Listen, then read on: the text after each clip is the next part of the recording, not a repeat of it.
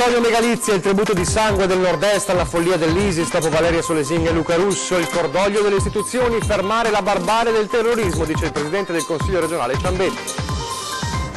Perde il controllo della macchina e finisce fuori strada e si ribalta in un fossato, tragica fine per un 22enne di Piombino Dese. Mamma maltrattata e picchiata dal figlio 16enne nel Veneziano, la donna denuncia tutto ai carabinieri che arrestano il minorenne. In Piazza Bra a Verona la manifestazione degli imprenditori per dire sì alla TAV, ma la partecipazione è inferiore alle attese.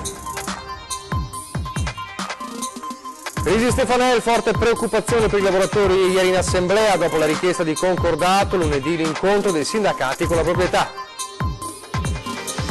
Ridurre i tempi per il riconoscimento della invalidità per anziani, portatori di handicap e malati oncologici, l'obiettivo del protocollo siglato ieri all'INPS di Treviso. Domani referendum day in 26 comuni veneti, dalle 7 alle 23 urne aperte per chiedere ai cittadini se vogliono la fusione per ridurre le amministrazioni a 10.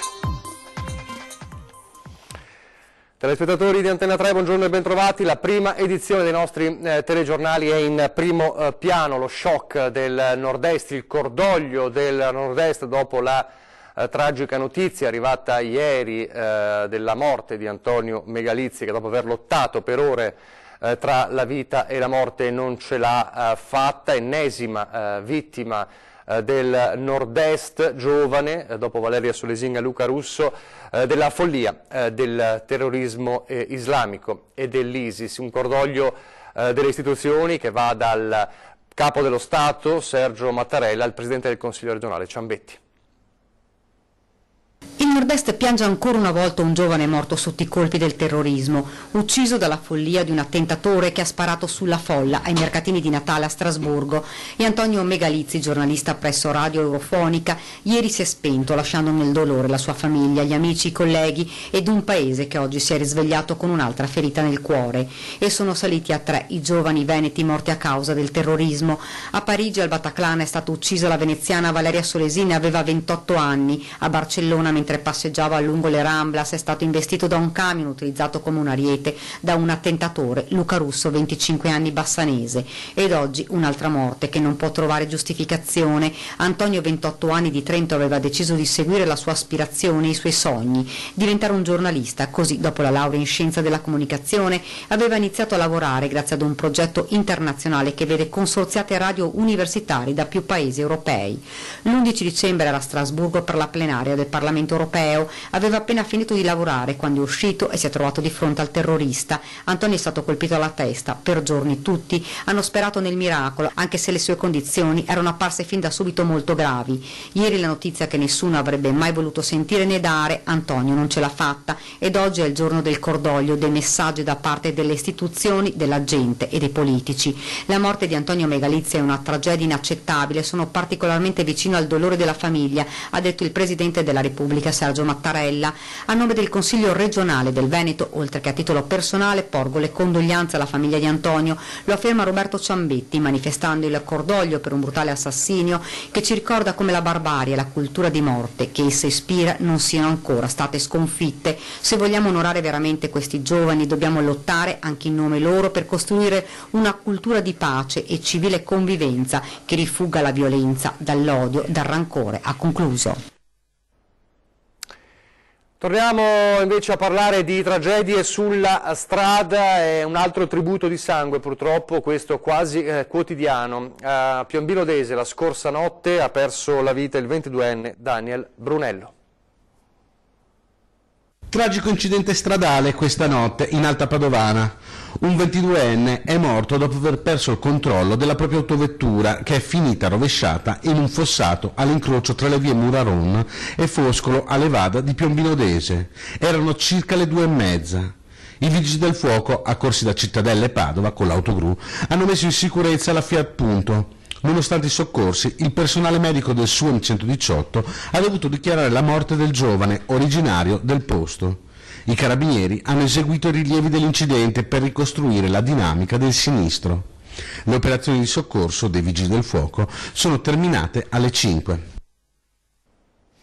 Ed ora l'incredibile vicenda, ancora la cronaca, del boscaiolo residente nel Bellunese morto mentre stava lavorando in Trentino, e l'accusa al datore di lavoro che, secondo appunto le indagini, lo avrebbe scaricato in una scarpata fingendo di non riconoscerlo, accusa che l'uomo ovviamente rigetta. Sentiamo. Non aveva un posto fisso, così aveva accettato di lavorare qualche giorno anche in nero. Vitali Mardari, moldavo residente a Santa Giustina nel Bellunese, morto mentre stava lavorando nei boschi di Sagrommisse in Trentino. Secondo l'accusa era andato lì con un datore di lavoro di Roccapietore assieme ad altri lavoratori.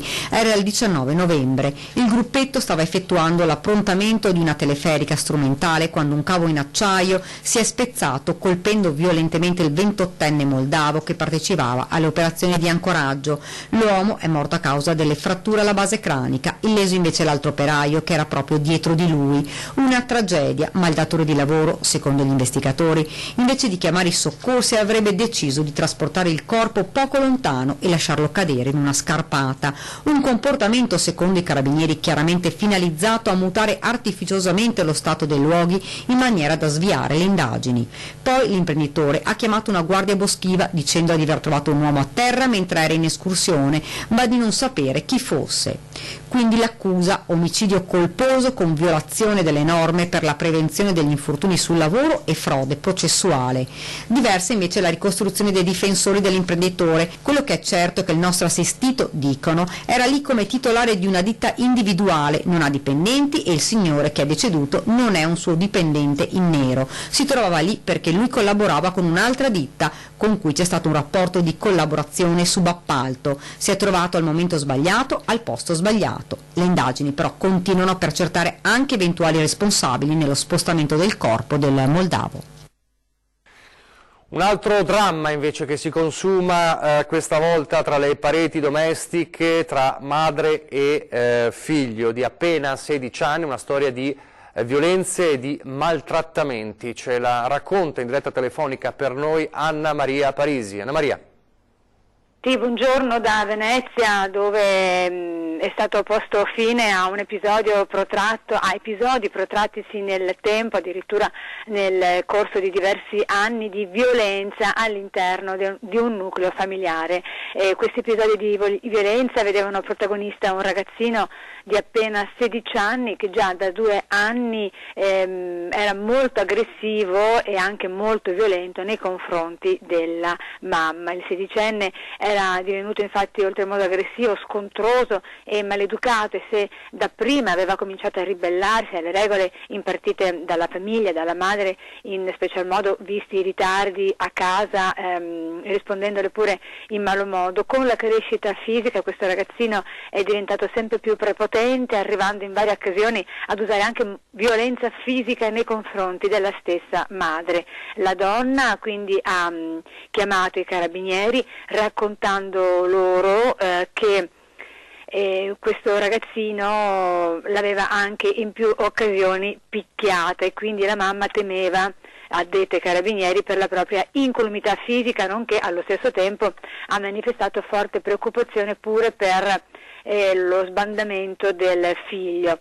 Il ragazzo quindi è stato tratto in arresto e condotto presso un centro rieducativo minorile, all'interno del quale gli verrà offerto aiuto per cambiare la sua condotta di vita affinché possa comprendere anche i suoi sbagli, e nella speranza che un giorno possa essere reinserito all'interno del nucleo familiare. E per il momento da Venezia è tutto, restituisco la linea allo studio.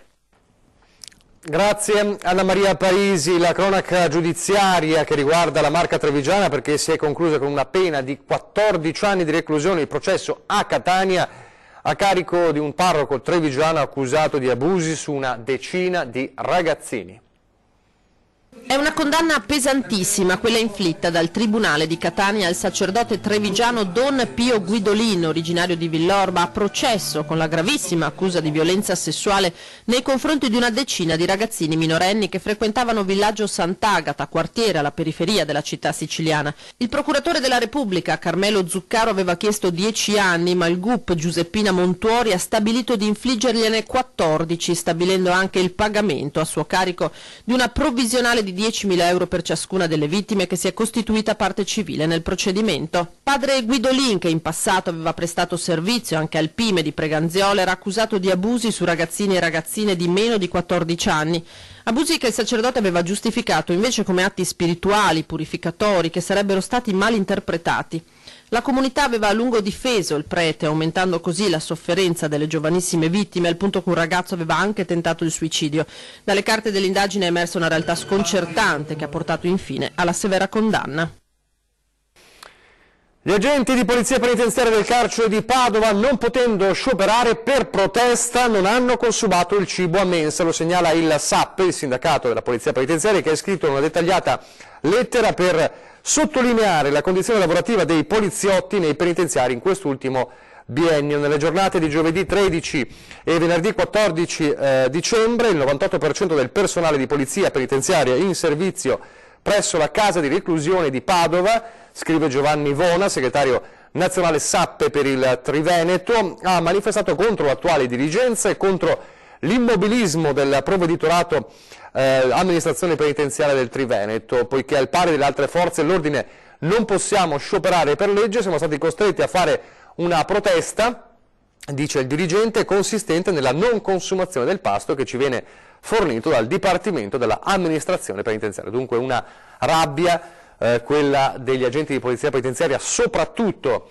a Padova, che continua. C'è stato anche un sopralluogo qualche giorno fa da parte dei sindacati. A proposito di sindacati, il caso Stefanel, ieri la consegna in Tribunale di Treviso della richiesta di concordato preventivo in bianco, ieri anche l'assemblea dei lavoratori molto preoccupati, lunedì il vertice proprietà sindacati. Noi incontreremo il responsabile del fondo lunedì pomeriggio. Tutto rimandato alla prossima settimana per il confronto tra direzione e lavoratori alla Stefanel di Ponte di Piave. Operai, impiegati e soprattutto tanti commessi e commesse molto preoccupati sul proprio futuro, oltre a quello dell'azienda. 800 gli occupati in tutto il mondo, di cui 250 in Italia e 89 nel sito di Ponte di Piave. Tutti con il fiato sospeso dopo la comunicazione dei quasi 21 milioni di euro di debiti e le indicazioni del Consiglio di amministrazione per le azioni future. Ci preoccupa molto soprattutto la parte in cui si parlano di utilizzare gli ammortizzatori sociali, in quanto non è ben chiaro che cosa si voglia fare, quando vogliono essere utilizzati e per quanti lavoratori vogliono, appunto si dovrebbe utilizzare gli ammortizzatori sociali. Situazione riportata questa mattina in un'assemblea a Ponte di Piave, dove la sensazione è stata di un taglio di almeno del 50% sugli occupati. A questi vanno sommati i lavoratori dell'indotto, ovvero la miriade di lavoratori che producono quasi esclusivamente per Stefanel. C'è comunque la volontà di continuare per quanto riguarda il brand, per quanto riguarda il marchio. Questo però non ci rassicura perché non significa una continuità dell'occupazione. Allora parliamo di imprese che vogliono la TAV, questo continuo appello al governo. Abbiamo visto gli imprenditori a Torino una settimana fa, qualche giorno fa gli artigiani a Milano, oggi, questa mattina era prevista la manifestazione degli imprenditori per dire sì alla TAV, meno partecipazione del previsto in piazza Bra, ma allora ci colleghiamo con il nostro Filippo Fois, che ha seguito la manifestazione, per sapere un po' come è andata. Filippo, a te la linea. Sì, buongiorno da Verona, si è appena conclusa la manifestazione Sitava, al mio fianco c'è il coordinatore del comitato Sitava del Veneto, Germano Zanini. Perché siete scesi in piazza oggi? Oggi siamo scesi in piazza in una giornata importante, sfidando anche il grande freddo. Pensate, c'erano 3 gradi, ci sono 3 gradi, però adesso vogliamo dare un segnale forte di un vento che finalmente ci crede, che vuole le infrastrutture, che vuole il lavoro per i propri giovani. sono passati troppi anni, diciamo, dove il Veneto ha subito magari certe scelte che non hanno portato crescita, ma che hanno portato decrescita, e quindi questa titubanza relativamente alle infrastrutture e soprattutto la TAV che viene messa in discussione quando noi abbiamo urgentemente bisogno di questa infrastruttura ci ha spinto qua oggi in piazza. La TAV, ma non solo in Veneto, No, la Pedemontana. Certo, assolutamente la Pedemontana, il Mose, poi abbiamo anche i trafori della Galleria del Brennero che ci collega all'Europa, poi abbiamo anche la Romea commerciale, ma la cosa importante era questa oggi, cioè una cosa straordinaria. Lei ha detto oggi parlando qui, questo sarebbe un buon motivo perché un governo cada a questa indecisione sulle grandi opere. Allora, attenzione, noi siamo qua oggi a chiedere proprio le infrastrutture, io non sono qua a dire, non faccio il politico in questo momento qua, ma quello che dico è, certamente non possiamo gli imprenditori e le imprese tollerare che una parte di governo in questo momento decida di sospendere oppure di prendere tempo, di fare melina per perdere 6-8 mesi per decidere se fare o meno l'opera già finanziata da anni. Parlo della TAV già finanziata dall'Europa che sta dando posti di lavoro. La TAV va fatta! Si aspettava una partecipazione maggiore oggi? Beh, diciamo, allora, noi praticamente abbiamo la cosa incredibile che siamo partiti in 20 giorni, quindi diciamo 20 associazioni, noi puntavamo, diciamo, abbiamo dichiarato ieri alla stampa, puntavamo a 300 persone, 300 imprenditori, eravamo qualcosa di meno, ma la cosa importante è che avevamo invece delle persone assolutamente autorevoli, rappresentanti sia dei sindacati, dei sindacati che del mondo dell'industria, e vedere insieme artigiani e sindacati e industria insieme è motivo di speranza per fare un bel percorso. Permettimi l'ultima cosa, ci daremo un appuntamento quindi a febbraio a Padova, veramente in tanti perché le infrastrutture vanno fatte. Benissimo, per ora è tutto, da Verona vi restituiamo la linea. Grazie a Filippo Fois. Ancora l'economia per parlare invece dell'agricoltura, altro grande importante settore per il Veneto. Ieri gli stati generali del settore a Padova. A Padova si riuniscono quelli che si possono definire gli stati generali dell'agricoltura veneta, i maggiori esperti di un comparto che conta 120.000 imprese e 6 miliardi di prodotto lordo, un comparto che si guarda allo specchio e inizia a programmare il futuro, a disegnare le strategie che segneranno la nostra agricoltura da qui al 2030. Un'agricoltura che deve essere sempre più rispettosa dell'ambiente, sempre più sostenibile, che deve dare reddito ai nostri agricoltori, ma reddito vero, che sia meno carica di burocrazia per quanto riguarda anche le attività che noi facciamo, ma che fa lo Stato e la Comunità Europea, e che soprattutto mantenga nei territori l'attività dei nostri agricoltori. Un gruppo di ricerca che comprende anche le università di Padova, Venezia e Verona ha lavorato per offrire supporto alla Regione sulle strategie da adottare nei prossimi 10 anni, le migliori opportunità e i punti di debolezza del settore primario passati ai raggi X e proiettati nel futuro. Il punto di forza, se io devo pensare agli aspetti economici, è senz'altro quello dei prodotti di qualità che generano un export dal punto di vista del sistema agroalimentare veneto veramente di grande rilievo e che ci pone ai vertici tra le regioni italiane. Punti di debolezza, come al solito ce ne sono diversi, forse una dimensione delle imprese agricole che ancora non è ottimale. È comunque un Veneto che vuole crescere, come dimostra l'impiego dei fondi per il programma di sviluppo rurale. Noi siamo il numero 1 delle regioni italiane sia per avanzamento di spesa sia per domande soddisfatte, più di 55.000 domande soddisfatte dai nostri agricoltori per quanto riguarda l'innovazione, per quanto riguarda comunque gli investimenti, i giovani, la sostenibilità, il biologico, quindi abbiamo del 1.169 milioni ormai destinati, più di 1 miliardo. E allora il referendum day di domani, giornata di referendum per 26 comuni veneti, una popolazione di quasi 83.000 abitanti chiamata ad esprimersi su una serie di fusioni finalizzate a far nascere 10 nuovi comuni. I 26 comuni veneti si trovano in maggior parte in provincia di Vicenza, ma poi in provincia di Rovigo, in provincia di Treviso, in provincia di Belluno e in provincia di Padova. Urne aperte dalle 7 alle 23, la fusione amministrativa appunto per far nascere 10 comuni dai 26 che invece sono attualmente attivi nel territorio. Adesso una brevissima pausa pubblicitaria.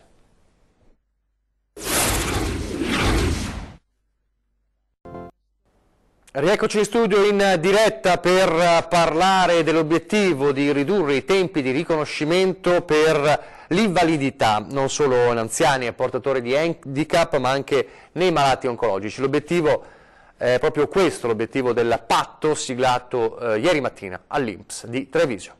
Noi non vogliamo essere percepiti come un ente distante dalla famiglia e dal cittadino e ci mettiamo a disposizione.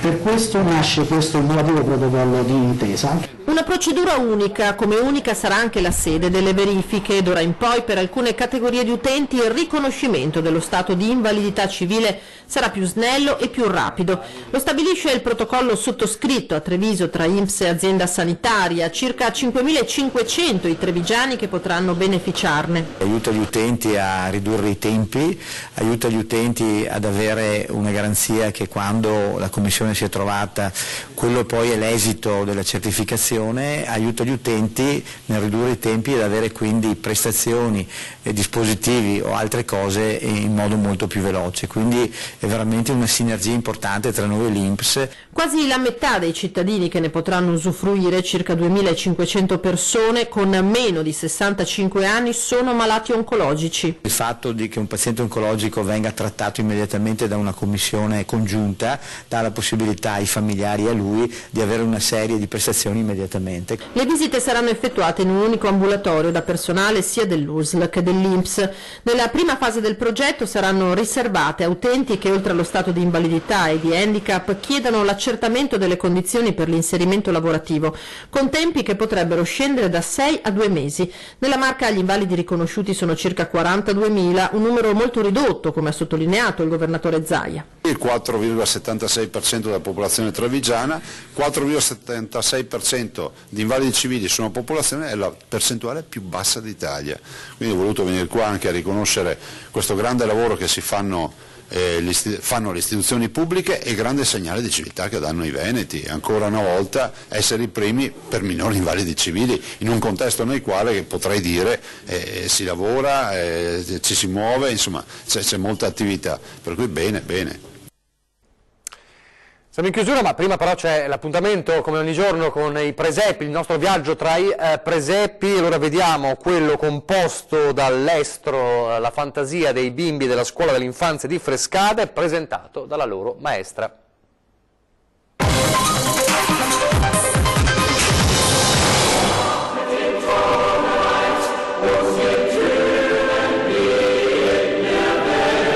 Il progetto di Presepe quest'anno è dedicato alla vita, è un po' un inno alla vita.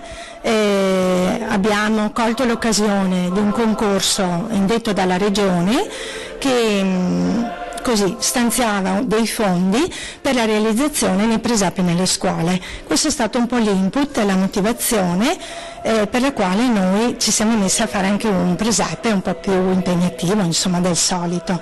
C'è stata la collaborazione di tutte le colleghe della scuola, nel senso che le colleghe mi hanno aiutato un po' a fare lo sfondo e io poi con i bambini così ho fatto i particolari, dalle casette, dai personaggi. Per prepararlo ci sono volute quasi 3 settimane. Bambini? Entusiasti al massimo, perché già quando noi abbiamo cominciato a dire che avevamo questa idea di fare un presepe grande, ecco, loro erano proprio felici di cominciare questo lavoro tutti assieme. Quando abbiamo cominciato poi ad allestire il cielo, già là ecco, erano emozionatissimi e stracontenti. Io vorrei fare gli auguri anche in primis alla nostra dirigente, al vicario, al personale così della scuola e anche alle colleghe e a tutti i telespettatori di un felice Natale sereno di gioia.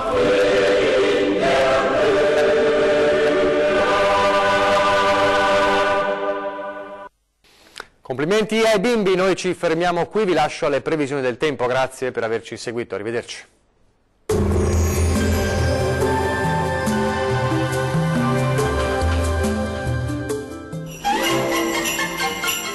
Fresco e vario, i surgelati di prima qualità vi augurano buone feste. Ben ritrovati al meteo. Bel tempo sulle nostre regioni, ma vediamo il dettaglio di sabato 15 dicembre. Sul Veneto torna ad aumentare la pressione atmosferica, ecco dunque che l'inizio del weekend sarà caratterizzato da un tempo asciutto e stabile su tutti i settori. Sarà ampiamente soleggiato ovunque e il cielo si presenterà sereno. Temperature piuttosto fredde, con minime tra -4 e 0 gradi. Valori massimi compresi invece tra 3 e 6 gradi. Vediamo ora che tempo farà sul Friuli Venezia Giulia. Poche novità, la situazione non cambia di molto, anche sulla nostra regione infatti sarà ampiamente soleggiato ovunque e il cielo sarà sereno o al massimo con presenza di poche nubi a carattere sparso. Non sono attese precipitazioni. Clima freddo con temperature minime tra -3 e 0 gradi. Valori massimi oscillanti invece tra 4 e 5 gradi circa. Vediamo infine la situazione meteorologica del Trentino Alto Adige. Sarà molto simile, con ampio soleggiamento su tutte le province. Il cielo infatti si presenterà anche in questo caso sereno e sgombro da nubi su tutti i settori della nostra regione. Non sono previste piogge particolarmente degne di nota. Le temperature minime si attesteranno intorno ai -5 gradi. Valori massimi compresi invece tra 2 e 3 gradi. Dal meteo di Antenna 3 per ora è tutto. Arrivederci.